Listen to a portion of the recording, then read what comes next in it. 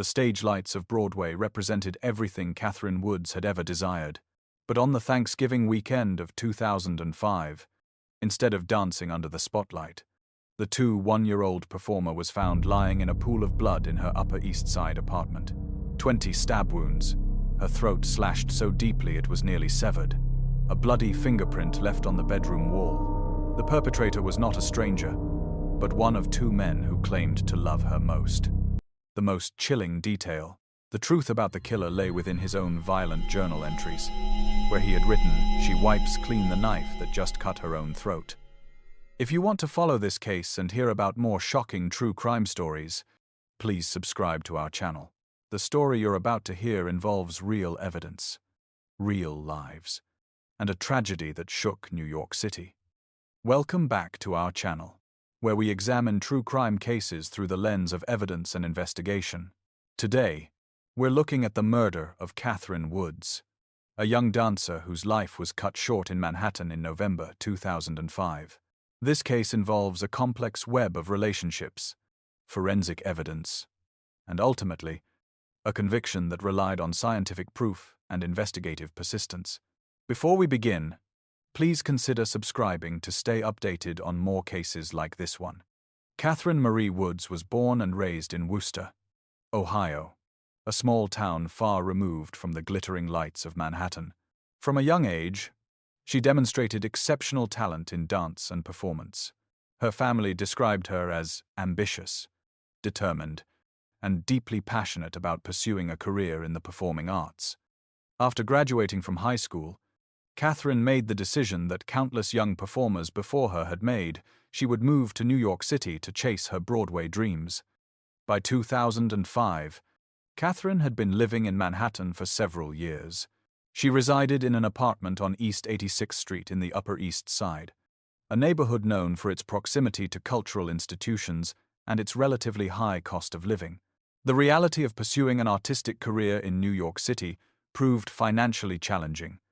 To support herself while auditioning for dance roles, Catherine worked at a gentleman's club called Privilege in Midtown Manhattan, where she performed under the stage name Ava.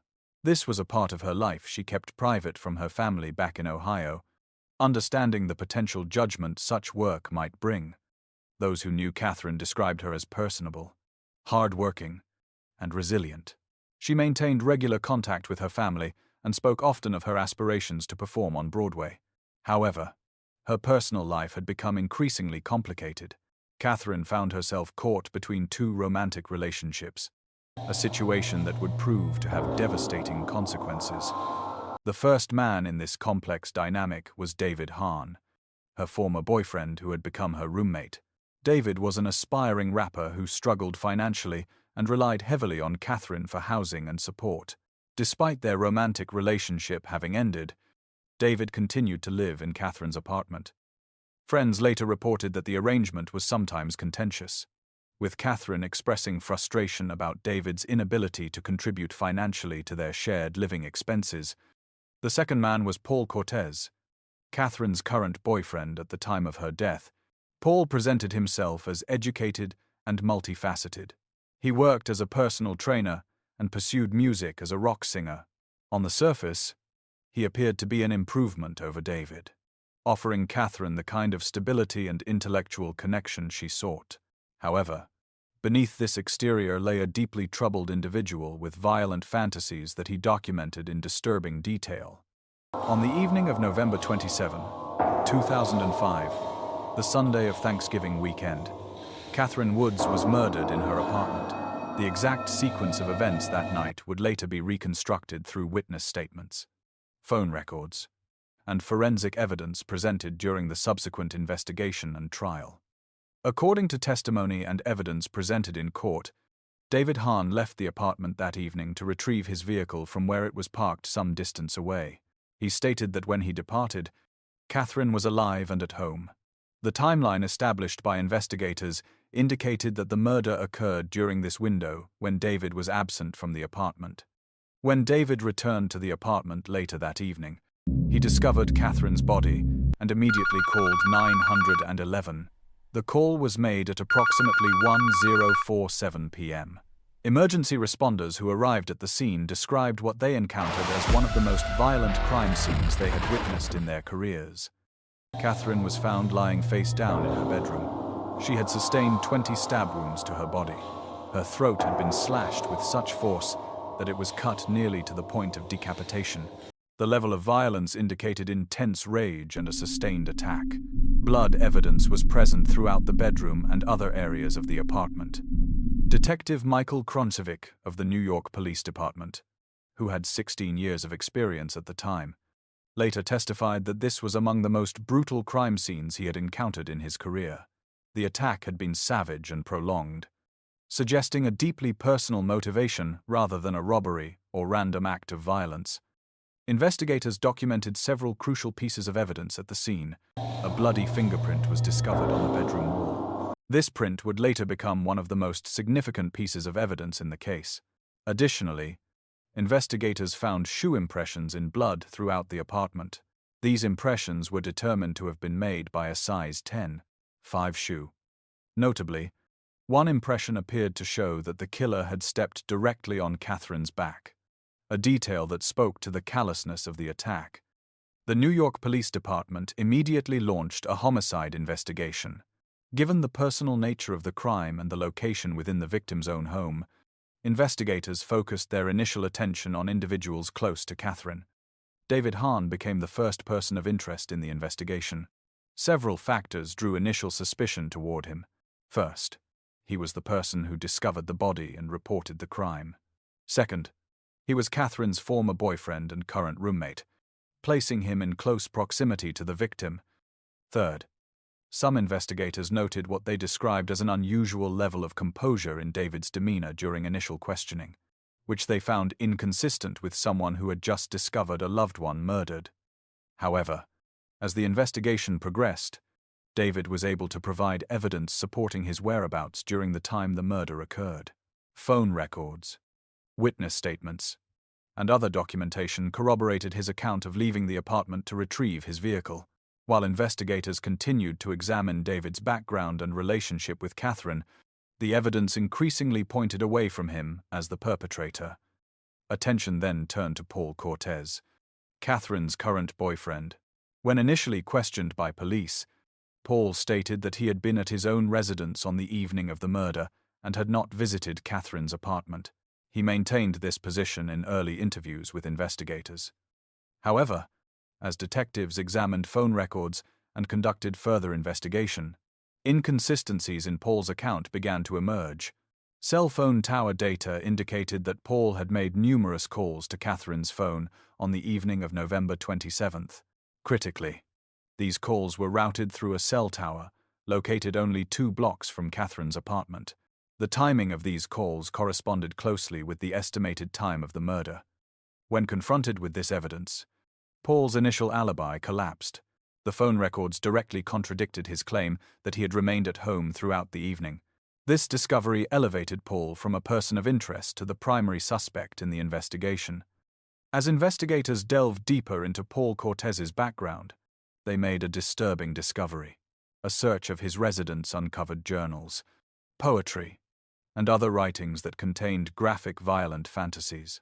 These writings described acts of violence against women in explicit detail, including scenarios involving throat-cutting and stabbing. The content of these writings was particularly alarming because it matched the manner in which Catherine had been killed. The descriptions were not merely violent but bore specific similarities to the wounds inflicted on Catherine. Prosecutors would later argue that these writings demonstrated both a predisposition to such violence and a chilling preview of the crime Paul would commit. The breakthrough in the case came from forensic analysis.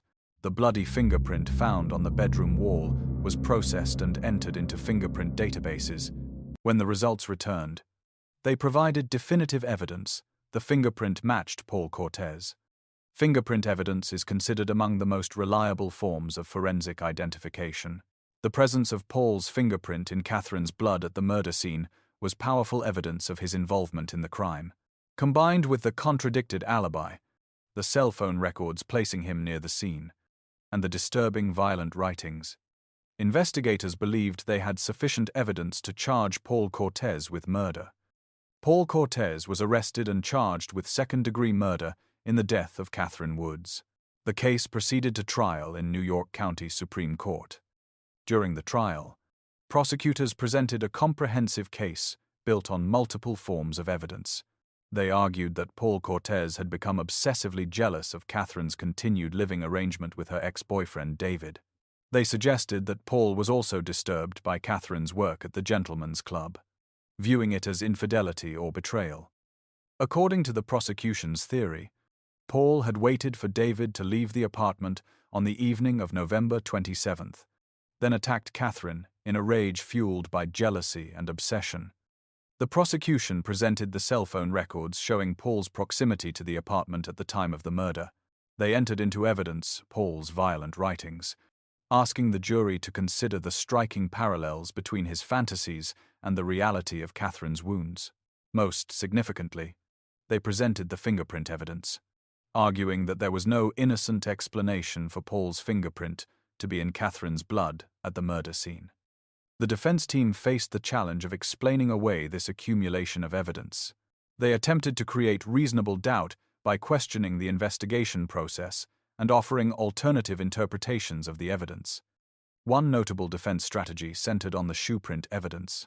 Investigators had determined that the bloody shoe impressions at the scene were made by Skechers brand boots, size 10, 5. The defense obtained surveillance video from a P.C. Richard electronics store that showed Paul Cortez shopping around the time period relevant to the case. The defense's intention was to demonstrate that Paul wore regular sneakers, not Skechers boots, thereby creating doubt about his presence at the crime scene. However, this strategy backfired dramatically. When the surveillance footage was played for the jury and examined closely, jurors were able to observe that Paul was in fact wearing high-top boots in the video, consistent with the type of footwear that could have made the impressions found at the crime scene. Rather than creating reasonable doubt, the defense's own evidence appeared to support the prosecution's case. Legal observers later noted this as a critical moment in the trial, where an attempt to exonerate the defendant instead reinforced the jury's belief in his guilt. The defense was unable to provide a convincing alternative explanation for the fingerprint evidence. While they questioned various aspects of the investigation, they could not overcome the fundamental question: how did Paul Cortez's fingerprint end up in Catherine Woods' blood in her bedroom on the night she was murdered? After hearing all the evidence and deliberating on the case, the jury returned a verdict of guilty on the charge of second-degree murder. The conviction came in February 2007, more than a year after Catherine's death. Under New York law, second-degree murder carries a sentence of 25 years to life in prison. Paul Cortez was sentenced accordingly. He was remanded to the custody of the New York State Department of Corrections to serve his sentence. As of the available records, he remains incarcerated. The conviction brought a measure of closure to Catherine Woods' family, though it could never truly compensate for their loss. Catherine's parents and siblings traveled from Ohio to attend the trial and sentencing. In victim impact statements, they described the devastating effect of Catherine's murder on their family. They spoke of a vibrant young woman whose life was full of promise, whose dreams were cut short by an act of violence. For David Hahn, the case also brought relief from suspicion, though he too was left to process the trauma of discovering Catherine's body and losing someone he had cared for. For Paul Cortez's family, the conviction meant confronting the reality that their son and brother had been found guilty of a brutal murder. Court observers noted the anguish visible in both families throughout the proceedings. The Catherine Woods case serves as a sobering reminder of how domestic violence and obsessive jealousy can escalate to lethal levels. It underscores the importance of thorough forensic investigation in solving crimes and the power of physical evidence in establishing truth within the legal system. Catherine's story also highlights the hidden struggles many young people face when pursuing their dreams in expensive cities, sometimes making difficult choices about employment that they keep private from loved ones. The case demonstrates that justice, while sometimes slow, can prevail when investigators methodically gather evidence and prosecutors present it effectively. The fingerprint that Paul Cortez left in Catherine's blood became the indelible mark of his guilt, an irrefutable piece of scientific evidence that could not be explained away. Catherine Woods came to New York City with dreams of performing on Broadway. She deserved the opportunity to pursue those dreams safely and without fear. Her murder represents not just the loss of one life, but the loss of all the performances she never gave, all the joy she never shared, all the years she never lived. We invite you to share your thoughts on this case in the comments below. Please keep the discussion respectful and based on the facts as presented through the legal process. If you found this case examination informative and want to follow more true crime cases analyzed through evidence and investigation, please subscribe to our channel. We continue to cover cases that matter, always with respect for the victims and their families, and always grounded in facts and the pursuit of justice. The legal system worked in the Catherine Woods case, but it could not restore what was taken. May her memory serve as a reminder of the preciousness of life and the necessity of accountability when that life is taken through violence.